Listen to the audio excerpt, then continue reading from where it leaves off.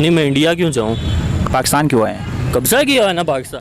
जो लोग कहते हैं ना कि कश्मीर बनेगा पाकिस्तान, तो वो दूसरे किसी मुल्क को भी उठा के कह दें कि इंग्लैंड बनेगा पाकिस्तान, वो वही बात है, बेतुकी सी बात है, उसकी बात की कोई वैल्यू नहीं। पाकिस्तान ने हमें क्या दी, पहचान दी है जी, मतलब क्या पहचान, मैं तो पाकिस्तान का हूँ ही नहीं, कश्मीर का हूँ। कश्मीर के हैं। वीज़ा कहीं लेके जाते हैं तो कहाँ से अप्लाई वो करते तो जाहिर सी बात है, पाकिस्तान ने कब्जा किया हुआ है कश्मीर पे, तो अब जिस तरह अगर क्या चाहते हैं किसका कब्जा हो?